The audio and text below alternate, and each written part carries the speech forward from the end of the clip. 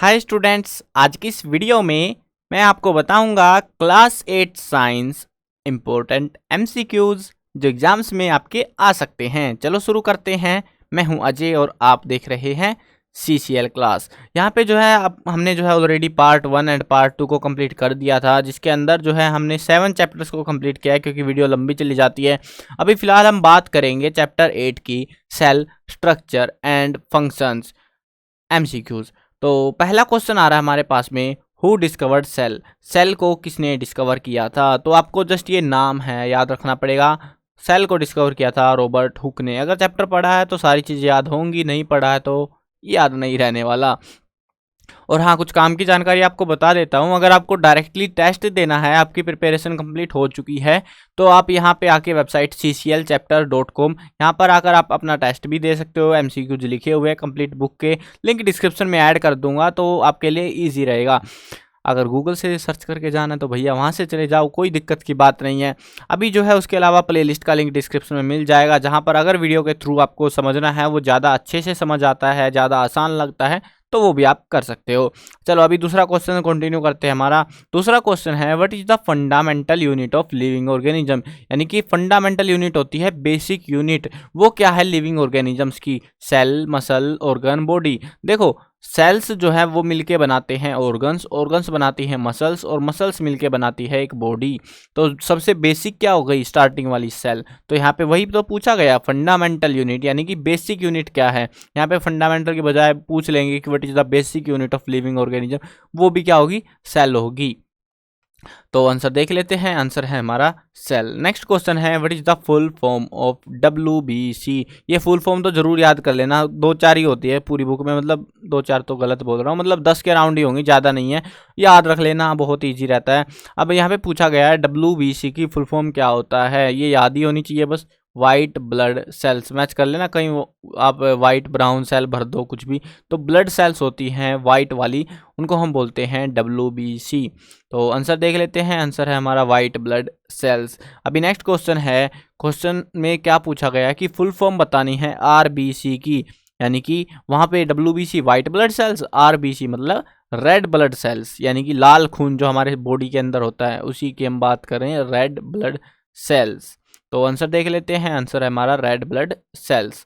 अगला क्वेश्चन है, a group of similar sales is called. यानी कि जब बहुत सारी सिमिलर काइंड ऑफ सेल्स जो है इकट्ठी हो जाती है, उसको हम क्या बुलाते हैं? उसको हम बुलाते हैं टिश्यू। और ये टिश्यूज ही हैं जो ऑर्गन्स का निर्माण करते हैं, ऑर्गन्स को बिल्डअप करते हैं, फिर ऑर्गन मसल बनाते हैं, मतलब एक लंबी चेन बनती जाती है और हमारी बॉडी बन जाती है, और वो काम भी कर रही होती है। कमाल की बात ये है। तो वो क्या है? टिश्यू है जो सेल्स मिलकर बनाती हैं। अगला क्वेश्चन है, outer thick layer in plant. यानी कि प्लांट में आउटर थिक लेयर होती है, उसको हम क्या बुलाते हैं? मतलब जो प्लांट होता है ना, एनिमल्स के कंपैरिजन में प्लांट में एक अलग चीज़ होती है। जैसे आपने बाहर जो सॉलिड हिस्सा होता है ना प्लांट का, एक मतलब ये टेढ़ा सा बन रहा है थोड़ा, कोई ना। तो जब प्लांट होता है ना, प्लांट का जो है मेन स्ट्रक्चर होता है अंदर, तो उसके बाहर एक जो है लकड़ी का सूखा हुआ टुकड़ा सा रहता है बहुत सारे प्लांट्स में, उसकी बात कर रहे हैं हम यहाँ पे। आउटर थिक लेयर होती है ये, उसको हम बोलते हैं सेल वाल। क्या बोलते हैं हम उसको? सेल वाल बोलते हैं। ये न्यूक्लियस जो है अंदर का हिस्सा होता है, सेल मेम्ब्रेन, और ये सारा अंदर का हिस्सा है। बाहर से सब चीज़ों को कौन प्रोटेक्ट करता है? सेल वाल प्रोटेक्ट कर रही होती है। अगला क्वेश्चन है, which of the following is not a part of animal cell. यानी कि इनमें से कौन सी वो चीज़ है जो एनिमल सेल्स के अंदर हमें नहीं चाहिए? Cell membrane, nucleus, vacuoles, plastids. वो क्या चीज़ें हैं? प्लास्टिड। देखो होता क्या है, आपने अगर डायग्राम देखा होगा, अगर नहीं देखा मैं आपको फर्स्टली रिकमेंड कर रहा हूँ, अगर आपने डायग्राम नहीं देखा, वो वाला डायग्राम जिसमें हमें एक्सप्लेन किया गया है, क्वेश्चन है आपकी बुक में, plant cell versus animal cell. ये आपने क्वेश्चन अगर नहीं पढ़ा एग्जाम के पॉइंट ऑफ व्यू से, बहुत इंपॉर्टेंट है, मतलब बहुत ज़्यादा इंपॉर्टेंट, और मोस्टली केसेज में आपको देखने को मिलेगा एग्जाम में। तो इसको जरूर से प्रिपेयर कर लेना। और अगर जब उसको प्रिपेयर कर रहे हो, इसी के बेसिस पे ये MCQ भी है, ठीक है, कि एनिमल सेल का कौन सा पार्ट नहीं है। सेल मेम्ब्रेन, न्यूक्लियस और वैक्यूल्स जो हैं एनिमल सेल के अंदर भी होते हैं, प्लांट सेल के अंदर भी होते हैं, लेकिन प्लास्टिड वो चीज़ है जो एनिमल सेल के अंदर नहीं होती, only found only in the plants. ठीक है, तो ये इसका आंसर रहने वाला है। अगला क्वेश्चन देखते हैं, when cell was discovered by Robert Hooke. अब हमने फर्स्ट क्वेश्चन के अंदर जान लिया था कि रॉबर्ट हुक ने सेल को डिस्कवर किया था, लेकिन कब किया? 1662, 1665, 1670। ये ऑप्शंस बदल सकते हैं, आपको एक्यूरेट डेट पता होनी चाहिए, वो है हमारी 1665, जब रॉबर्ट हुक के दिमाग की बत्तियां जाग गई और उसने जो है हनी लाइक स्ट्रक्चर देखे, जिसको उसने नाम दिया सेल्स का। नेक्स्ट क्वेश्चन है हमारे पास में, what is inside cell nucleus, यानी कि सेल न्यूक्लियस जो होता है ना, ये कुछ एक टर्म नहीं है ये, कि डाउट में मत हो जाना, बहुत सारे स्टूडेंट सोचेंगे इनसाइड सेल न्यूक्लियस क्या होता है। देखो ये पूछ रहे हैं हमसे कि सेल न्यूक्लियस जो है उसके अंदर क्या होता है, सेल न्यूक्लियस के अंदर क्या पाया जाता है।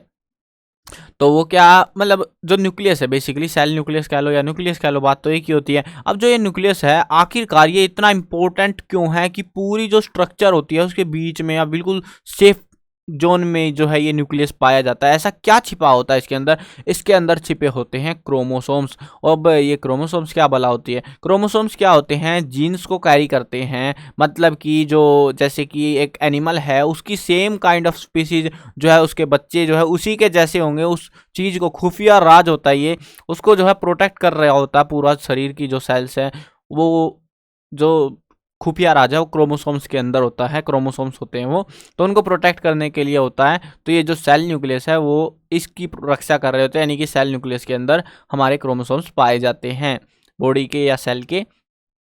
ये तो आपको वैसे भी पता है, देखो वैक्यूल्स बाहर होते हैं, अगर डायग्राम समझा है इजी पड़ेगा। न्यूक्लियर मेम्ब्रेन ये क्या होती है? न्यूक्लियस के बाहर एक और लेयर लगी होती है जो इसको एक्स्ट्रा सिक्योरिटी देती है, ठीक है। चलो अब देख लेते हैं आंसर, वो है क्रोमोसोम्स। क्रोमोसोम्स कैरीज, ये क्या करते हैं, क्या कैरी करते हैं? हमने अभी अभी डिस्कस करा था, ये जीन्स को कैरी करते हैं। तो आंसर भी देख लेते हैं, आंसर रहेगा जीन्स। चलो अभी ये वाला चैप्टर हमारा हो चुका है, अभी करते हैं नेक्स्ट चैप्टर, चैप्टर नंबर 9, और चैप्टर का नाम है, देखो टाइम बर्बाद नहीं करना है, जितना जल्दी हो सके हमको निपटाना है, बट हाँ समझना भी जरूरी है। अगर हम समझेंगे नहीं तो हम करेंगे कैसे पेपर में सोल्व इनको, और अगर रट के चले गए तो आधी चीज़ें तो भूल जाएंगे हम। तो बेसिक बेसिक चीज़ें हैं वो तो हम एटलीस्ट याद रख ही सकते हैं। चलो जी नेक्स्ट चैप्टर हमारा आ चुका है, चैप्टर का नाम है रिप्रोडक्शन, अरे क्या हुआ, रिप्रोडक्शन इन एनिमल्स। इसमें से जो है पहला क्वेश्चन निकल के आ रहा है, वो है टेस्टिस प्रोड्यूस मेल गैमेट्स। जो टेस्टिस है वो मेल गैमेट जो प्रोड्यूस करते हैं उस मेल गैमेट को क्या बुलाते हैं? ओवरी, स्पर्म, पेनिस, ओवा। तो वो क्या प्रोड्यूस करते हैं? वो प्रोड्यूस करते हैं स्पर्म्स। तो आंसर हम चेकआउट कर लेते हैं, आंसर रहेगा स्पर्म्स। सेकंड क्वेश्चन देखते हैं, क्वेश्चन है which of the following is a male reproductive organ. इनमें से जो है मेल रिप्रोडक्टिव ऑर्गन कौन सा है? अब बुक में पढ़ा होगा तो पता होगा, भैया नहीं पढ़ा है तो क्या ही बोले, है ना। Uterus, oviduct, sperm duct, ovary. तो वो क्या चीज़ है जो मेल रिप्रोडक्टिव सिस्टम है इनमें से? वो है स्पर्म डक्ट। वो नलियों की बात हो रही है जो पूरा ऐसे जुड़ी होती है ना, वो नलियाँ, इन नलियों को कहते हैं स्पर्म डक्ट, ठीक है, ये वाली नलियाँ। चलो जी आंसर देख लेते हैं, आंसर जो है हमारा स्पर्म डक्ट रहेगा। ओवेरी जो है फीमेल्स के अंदर पाई जाती है, ओविडक्ट भी उधर ही होता है, और वो सारा मामला तो इजी है आइडेंटिफाई करना, ज़्यादा मुश्किल भरा काम नहीं होता। अगला क्वेश्चन देखते हैं, अगला क्वेश्चन है the process of fusion of egg and sperm is called. ये इंपॉर्टेंट क्वेश्चन है, बहुत बार एग्जाम्स में पूछा भी गया है कि जो ये प्रोसेस है इसको जो है ना दो तरीके से पूछा जाता है। एक 1 मार्क क्वेश्चन आते हैं सिंपल, कि मतलब व्हाट इज जो है ऐसे, जो भी इसका रिजल्ट आएगा अभी बताएंगे, तो उसके नाम से इसको पूछा जाता है सिंपली। और 1 नंबर की एक ये डेफिनेशन देनी होती है, the process of fusion of egg and sperm is called, उसको हम बोलते हैं फर्टिलाइजेशन। यानी कि एग्जाम में क्या पूछेंगे हमसे, व्हाट इज फर्टिलाइजेशन, बस सिंपल सा क्वेश्चन पूछेंगे, आपको जस्ट ये पूरी एक लाइन लिखनी होती है, ज़्यादा बकवास करनी भी नहीं होती, और आपका 1 नंबर सिक्योर हो जाता है। अब यहाँ पे उल्टा पूछ लिया हमसे कि ये हमको पता है, हमने रटी थी, हम क्या चालाकी करेंगे कि हमने रट लिया फर्टिलाइजेशन किसको कहते हैं, लेकिन बहुत सारे स्टूडेंट उल्टा पूछने में भूल जाएंगे कि फ्यूजन ऑफ एग स्पर्म्स को क्या बुलाएंगे। अब भूल गए भैया, भूल गए तो पछताते रहो फिर, है ना। तो उसको क्या बोलते हैं? फर्टिलाइजेशन बुलाते हैं। चलो आंसर चेकआउट कर लेते हैं, हमारा आंसर है फर्टिलाइजेशन। अगला क्वेश्चन देखते हैं, the animal which gave birth to young ones are called. यानी कि 2 काइंड ऑफ एनिमल्स होते हैं, एक वो जो डायरेक्टली बेबी को जन्म देते हैं और एक वो जो एग्स प्रोड्यूस करते हैं।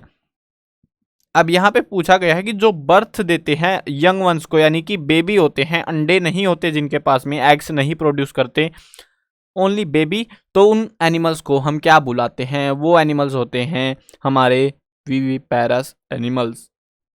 ओविपैरस वो होते हैं जो अंडा प्रोड्यूस करते हैं। आइडेंटिफाई करने के लिए आपको इजी इस तरीके से रहेगा, ओ से देखो, ओविपैरस है, ओ इतना बड़ा ओ है, ओ का मतलब अंडा, ठीक है। इस तरीके से आप याद रख सकते हो, ये भी गोल है और अंडा भी गोल ही होता है।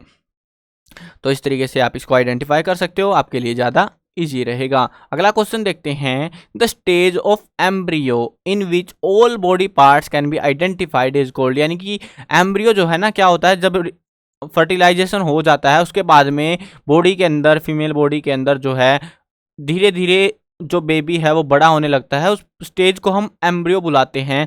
अब यहाँ पे पूछा गया है कि स्टेज ऑफ एम्ब्रियो वो कौन सी स्टेज होती है जब बॉडी के पार्ट्स जो है, बेबी की बॉडी के जो पार्ट्स होते हैं, जब हम उनको आइडेंटिफाई कर पाते हैं। देखो ये टर्म्स अगर समझोगे तो इनमें कुछ नहीं है, ये दूसरे टाइप की टर्म्स है। मेन टर्म है यहाँ पे फोइटस, जो कि आइडेंटिफाई करने के लिए यूज की जाती है। ये आप अगर पढ़ा होगा ना तो आप लिटरली इनको आइडेंटिफाई कर दोगे कि ये तो भैया कुछ और ही बातें हैं, ये नहीं है। तो एक ऑप्शन बच जाएगा आपके पास में, फोइटस, जिसको आप कह सकते हो कि ये वो स्टेज होती है। अगला क्वेश्चन देखते हैं, which of the following organism does asexual reproduction. यानी कि इनमें से कौन सा ऑर्गेनिज्म है जो असेक्सुअल रिप्रोडक्शन करता है।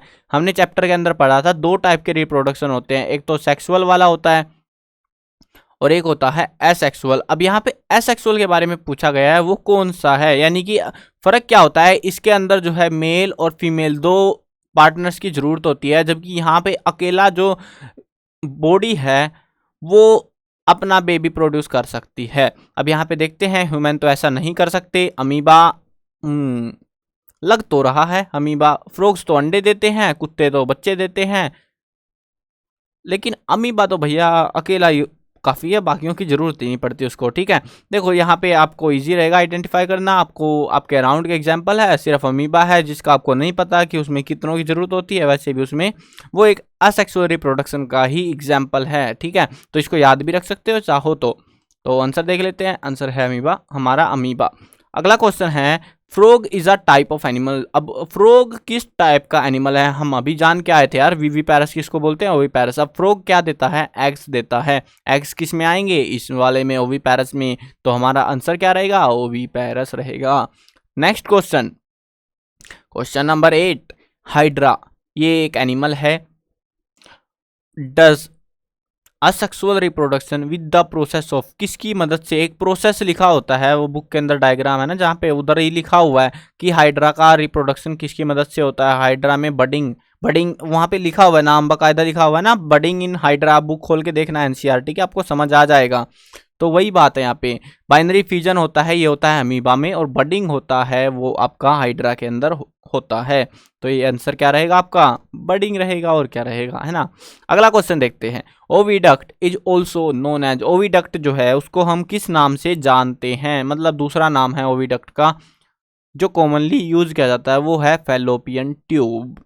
यूटेरस ओवेरी नहीं है कहीं यहाँ पे, या फिर ऑल ऑफ दीज नहीं होता कभी भी इस टाइप के क्वेश्चंस में। आप में से कुछ तो ऐसे देखेंगे all of the these they रखा है, चलो इसी पे टिक्का ठोक लेते हैं, पहले नंबर में नंबर आ ही जाएगा। ऐसे तुक्के नहीं लगते आज के टाइम में। Fallopian tube. नेक्स्ट क्वेश्चन है कि फुल फॉर्म क्या है आईवीएफ की। आईवीएफ ये जो है एक पैसेज में दे रखा है और वहाँ पे ही पूछा गया है कि आईवीएफ की जो फुल फॉर्म है वो क्या है। ये आपको बस याद रखनी होती है। इसका मतलब होता है इन विट्रो फर्टिलाइजेशन। तो ये आपका आंसर रहेगा। इसका फुल फॉर्म है भैया, कुछ एक्सप्लेन कर ही नहीं सकते इसमें, तो है ना। ये फुल फॉर्म के लिए कंफ्यूज करने के लिए देखो आप क्या तुक्के मारोगे, आईवीएफ है, आईवीएफ, ठीक है भैया, आईवीएफ। अब बैठ के ऐसे तुक्के भिड़ाओगे भैया, वो पहले ही स्मार्ट है, वो इसी टाइप का देंगे, आप कंफ्यूज हो जाओगे कि कौन से में तुक्का भिड़ाए, है ना। चलो जी अगले चैप्टर पे चलते हैं, चैप्टर नंबर 10। चैप्टर का नाम है, ये नाम बड़ा अजीब हो रखा है, चलो इसको मैं फिक्स आउट कर दूंगा। ये जो है यहाँ पे बोल्ड होना चाहिए था ना, इस लाइक दिस, इसको मैं फिक्स आउट कर दूंगा, कोई दिक्कत की बात नहीं है। अभी जो है इस चैप्टर पे चलते हैं और चैप्टर का नाम है reaching the age of adolescence. यानी कि एज जब बढ़ती जा रही है और उस केस में जो है अब एडोलोसेंस को लेके यहाँ पे चैप्टर है, इसमें हॉर्मोन्स के बारे में खास तौर पे डिस्कशन किया गया है। तो उसी के बेसिस पे क्वेश्चन मिल सकते हैं हमको, और वो जो डायग्राम दे रखा है वो इंपॉर्टेंट रहेगा। बाकी बड़े क्वेश्चंस के लिए मैंने अलग से वीडियो बना रखी है, इंपॉर्टेंट क्वेश्चंस कौन कौन से हैं, तो आप उनको वो वीडियो देख सकते हो डिस्क्रिप्शन में प्लेलिस्ट के थ्रू जाके। चलो जी क्वेश्चन देखते हैं। पहला क्वेश्चन आ रहा है, adolescence begins at the age of, यानी कि जो एडोलोसेंस है वो किस एज में स्टार्ट हो जाता है, यानी कि 5 साल, 11, 13, 19। देखो 19 साल पे तो वो खत्म ही हो जाएगा। स्टार्टिंग एज क्या होती है, 5 साल तो बहुत छोटी हो गई, तो ये वो एज है। यहाँ पे वैसे तो ऐसे लिखा जाता है 10 to 11 ईयर्स के अराउंड जो है, मतलब किसी का जल्दी हो जाता है, किसी का लेट होता है, ठीक है, वो डिपेंड करता है पर्सन टू पर्सन। तो एडोलोसेंस लगभग 11 साल की उम्र तक स्टार्ट हो ही जाता है। कुछ एक होंगे एक्सेप्शन केस, 13 में भी होते हैं, बट एवरेजली पूछा जाता है, स्टैंडर्ड आंसर रहता है वो है 11 ईयर्स। तो हमारा आंसर क्या रहेगा, 11 ईयर्स रहेगा। विच of the following is not a change in puberty, जब प्यूबर्टी आती है शरीर के अंदर, यानी कि एडोलोसेंस प्यूबर्टी सेम ही टर्म्स होती है, तो उस टाइम में बॉडी में कौन सा चेंज नहीं होता। Increase in height, change in voice shape, voice change, sorry change in body shape, decrease emotional maturity. देखो यहाँ पे अगर यहाँ पे ये तीनों टर्म सही है, हाइट बढ़ती है जब आप बच्चे से बड़े होते हो, वैसी बात है, बॉडी की शेप भी बदल जाती है, पहले छोटी बॉडी थी अब बड़ी बॉडी हो गई है, और उसके अलावा वॉइस भी बदलनी स्टार्ट हो जाती है। बॉयज़ के अंदर आपने पढ़ा होगा एडम्स एप्पल आ जाता है, गर्ल्स की आवाज़ जो है शार्प हो जाती है। तो लेकिन इसके अलावा इमोशनल जो मैच्योरिटी है वो बढ़ती है। यहाँ पे बोल दिया इन्होंने कि डिक्रीज, यानी कि इन्होंने बोला है घटती है, घटती थोड़ी ना भैया, बढ़ती है। अगर यहाँ पे ऑल ऑफ दीज देते तो ऑल ऑफ दीज होता, अगर यहाँ पे इंक्रीज देते तो भैया फिर तो क्वेश्चन ही गलत है हमारा, है ना। ऐसे नहीं होता स्कैम कि चारों आंसर सही और फिर पूछे कौन सा है, ठीक है। तो आंसर रहेगा डिक्रीज इमोशनल मैच्योरिटी। चलो नेक्स्ट क्वेश्चन देखते हैं। नेम बताना है हमको, what is the name of male hormone. Male hormone का नाम क्या है, ये लास्ट चैप्टर में से ही है डिस्क्राइब करके, उसका मेल हार्मोन का नाम है टेस्टोस्टेरोन। और वैसे ही सेम जो है सिमिलर फीमेल हार्मोन का अगर पूछ ले तो वो है एस्ट्रोजन। तो अभी हमारे पास पूछा है हमसे मेल हार्मोन का नाम, तो मेल हार्मोन का नाम है टेस्टोस्टेरोन। ओहो दोबारा पूछ ही लिया, ये नहीं मानेंगे बिल्कुल भी। Name of female hormone, female hormone का नाम बता दो भैया। फीमेल हार्मोन का नाम है, अभी तो जान के आए हैं, वो है एस्ट्रोजन। चलो जी अगला क्वेश्चन देखते हैं। ये कहाँ भाग रहा है क्वेश्चन, रुक जा। What is the name of the gland that secrets growth hormone. ये बहुत इंपॉर्टेंट क्वेश्चन है, बहुत बार एग्जाम में आया है। इसके अलावा जो है इस सिमिलर क्वेश्चन को इस टाइप से पूछा जा सकता है कि वो ग्लैंड बताओ, name the gland that maintains our body height, यानी कि जो हाइट है उसको कंट्रोल कौन करता है। या फिर ऐसे पूछ लेंगे वट, जो भी ग्लैंड आएगी अभी वो क्या फंक्शन करती है, इस तरीके से भी पूछा जा सकता है। तो इसका जो आंसर है वो ये जो है ना, ये ग्लैंड जो है हमारे ब्रेन के अंदर पाई जाती है, नाम है इसका पिट्यूटरी ग्लैंड। ये हमसे पूछ सकते हैं एग्जाम में कि what is the function of pituitary gland. आपको बताना पड़ेगा कि ये क्या करती है, सिक्रिएट करती है ग्रोथ हार्मोन्स को। तो ये चीज़ें आपको पता होनी चाहिए और बहुत इंपॉर्टेंट है, बहुत बार आई हुई है ये क्वेश्चन एग्जाम में, जरूर से याद रखना, ठीक है। नेक्स्ट क्वेश्चन देखते हैं, आंसर तो दिखा दूं आपको, नहीं तो आपको यकीन ही नहीं आएगा। देखते हैं next question. What is the name of the gland that secrets thyroxine hormone. अब थायरोक्सिन हार्मोन देखो THYROX, तो यहाँ पे जो है आप पहचानो THY यही पकड़ लो इसको। थायराइड ग्लैंड होती है, गले के अंदर पाई जाती है, थ्रोट के अंदर, जो कि थायरोक्सिन हार्मोन को प्रोड्यूस करती है। तो आंसर भी देख लेते हैं, आंसर देखने में हमारा क्या हर्ज जा रहा है, थायराइड ग्लैंड होती है। नेक्स्ट क्वेश्चन देखते हैं। What is the name of the gland that secrets insulin hormone. Insulin hormone कौन सी है, देखो एक डायग्राम दे रखा है आपकी बुक में और उधर के साथ ही लिख भी रखा है बहुत सारी चीज़ें कि कौन सी ग्लैंड का क्या फंक्शन होता है, तो वो आपको पता होने चाहिए। 8-10 ग्लैंड है बस, वहाँ पे ज़्यादा नहीं है, ठीक है। वो मैक्स टू मैक्स बता रहा हूँ मैं, उतनी भी नहीं है वैसे तो यहाँ पे कौन सी ग्लैंड है जो इंसुलिन हार्मोन को प्रोड्यूस करती है, वो है हमारी पैनक्रियाज। देखो थायराइड ग्लैंड हम ऑलरेडी डिस्कस कर चुके हैं, है ना। पिट्यूटरी ग्लैंड का पता लग गया, ग्रोथ कंट्रोल करती है। ये थायराइड का आपको पता लग गया, धीरे धीरे इसका भी पता लग ही जाएगा कि ये क्या करती है, क्योंकि क्वेश्चन हमने इस तरीके से अरेंज किया ताकि आपका 5 नंबर का क्वेश्चन आए तो भी आप उधर भी चिपका दो इसको सेम टू सेम, ठीक है। और एग्जाम में पूछे जाते ही हैं वैसे भी ये, है ना, दोनों काम बन रहे हैं। चलो जी पैनक्रियाज। नेक्स्ट क्वेश्चन देखते हैं। What is the name of the gland that secrets adrenaline hormone, पकड़ लिया ना। देखो एडीआर, एडीआर मैच करते रहो, यहाँ पे बड़े तुक्के लगते हैं इस तरीके से भी। तो एड्रीनल ग्लैंड है जो एड्रेनलिन हार्मोन को प्रोड्यूस करती है। नेक्स्ट क्वेश्चन देखते हैं, diabetes disease is called by which gland. जो डायबिटीज है एक बीमारी होती है जिसमें आप मीठा नहीं खा सकते, तो वो जो डायबिटीज है वो डिसीज जो है कौन सी ग्लैंड की वजह से होती है, यानी कि कौन सी ग्लैंड नाराज हो जाती है हमसे जिसकी वजह से वो बीमारी हमको हो जाती है, वो होता है हमारी पैनक्रियाज। एक पैनक्रियाज जो है एक पैनक्रियाटिक जूस प्रोड्यूस करती है, अगर बॉडी उसको डिसबैलेंस कर देती है जिसकी वजह से डायबिटीज हो जाती है, यानी कि वो उसको जो है डाइजेस्ट नहीं कर पाता बॉडी उसको थोड़ी सी भी शुगर को, तो उसकी वजह से ये दिक्कतें आनी स्टार्ट हो जाती है। चलो जी आंसर देख लेते हैं, आंसर है हमारा वही रहेगा यार, पैनक्रियाज है ना। चलो जी नेक्स्ट क्वेश्चन है human beings have how many pair of chromosomes. ये तो याद होना चाहिए बस, कितने पेयर्स होते हैं, 23 पेयर्स होते हैं ह्यूमन बॉडी के अंदर। देखो बहुत सारे तो क्या सोचेंगे 46 होते हैं भैया, मतलब गिनती करी होगी उन्होंने, तो 46 नहीं होते, 23 पेयर होते हैं। तो चलो आंसर भी शो ऑफ कर देते हैं आपको, आंसर रहेगा 23 पेयर्स। नेक्स्ट क्वेश्चन है, what is the name of male sex hormone. Male sex hormone इनमें से कौन सा है, X X Y Y Y या फिर कुछ भी नहीं, कुछ भी नहीं तो होता ही नहीं। यहाँ पे है हमारा एक्स वाई, ठीक है।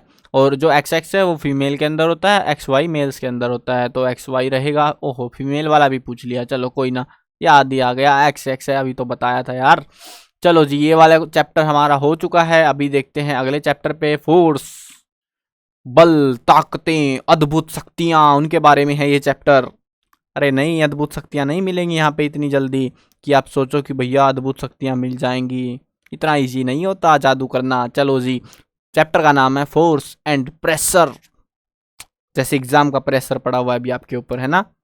चलो पहला क्वेश्चन देखते हैं, क्वेश्चन है force applied on an object in same direction will be. यानी कि एक बक्सा है, ठीक है, आपका जो दोस्त है वो इधर की साइड इसको धका रहा था, आप भी आ गए, बोला चल दोस्त तेरी मदद कर देता हूँ, मैं भी धकवा देता हूँ। तो ये जो स्पीड थी इसकी पहले के कंपैरिजन में उसी डायरेक्शन में मूव कर रहा है ये, तो अब जो है इसकी स्पीड क्या होगी, स्पीड जो है बढ़ जाएगी, घटेगी नहीं। अगर आप इधर वाली साइड से लगाओगे तो भैया ये वाला बोलेगा क्या मजाक हो गया, चल के क्यों नहीं दे रहा, उसको क्या पता आप उसको रोक रहे हो, उसकी स्पीड डिक्रीज हो जाएगी। लेकिन अगर आप उसी के साथ काम करोगे तो उसकी स्पीड इंक्रीज हो जाएगी। यानी कि जो फोर्स है ऑब्जेक्ट के ऊपर सेम डायरेक्शन में लगाएंगे तो फोर्स यानी कि ये मोमेंटम या फोर्स जो है वो क्या हो जाएगा, इंक्रीज हो जाएगा। चलो जी आंसर भी शो ऑफ कर देते हैं आपको, इंक्रीजेज। अगला क्वेश्चन है which of the following is not a contact force. हमने फोर्सेज के बारे में पढ़ा है, कुछ फोर्सेज होते हैं कॉन्टैक्ट फोर्स, कुछ होते हैं नॉन कॉन्टैक्ट फोर्स। अब यहाँ पे पूछा गया है कि इनमें से कौन सा कॉन्टैक्ट फोर्स नहीं है। कहीं आप चिपका दो कॉन्टैक्ट वाला की पहले ही देगा मस्कुलर, अरे यही तो है contact force, not a contact.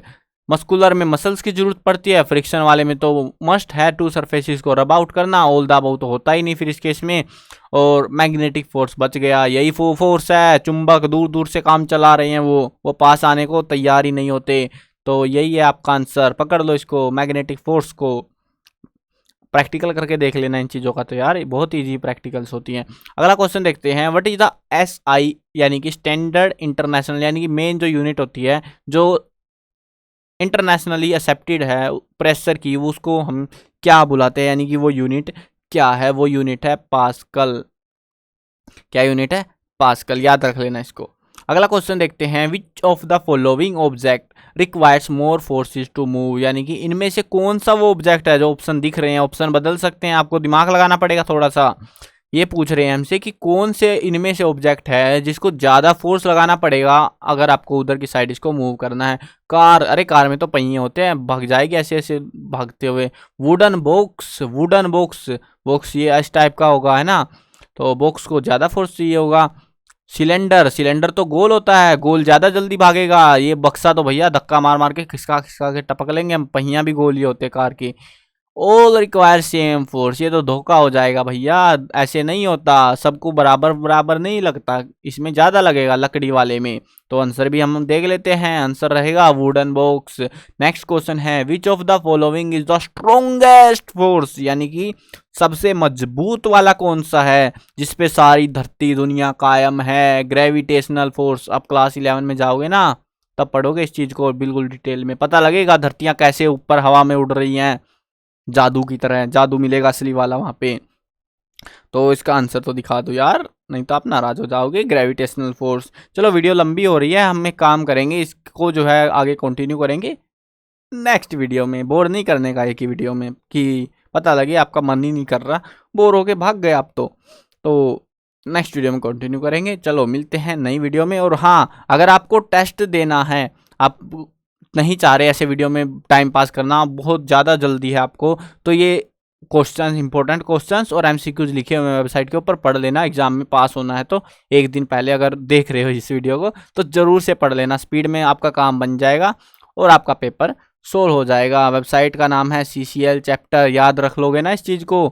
और वहाँ पे जाओ, वहीं पे आपको होम पेज पे सरकाते जाना, क्लास 8 साइंस का एक सेक्शन मिल जाएगा आपको, और उसमें जाओ पूरा पेज खुलेगा, वहाँ पे आपको मिल जाएंगे हर एक पार्ट के, बैठ के जो जो पार्ट आपके सिलेबस में। सिलेबस जरूर चेक कर लेना क्योंकि हरियाणा बोर्ड का जो सिलेबस है वो अलग है, ठीक है। उसमें क्या हो रखा है, कुछ चैप्टर्स हटा दिए गए हैं। अगर सिलेबस का नहीं पता, अगर आप हरियाणा से हैं तो भैया वीडियो देख, मतलब वहाँ पे लिखा हुआ है सिलेबस, वो जाके देख लेना आप, वहाँ पे साइट पे वो भी लिख रखा है मैंने।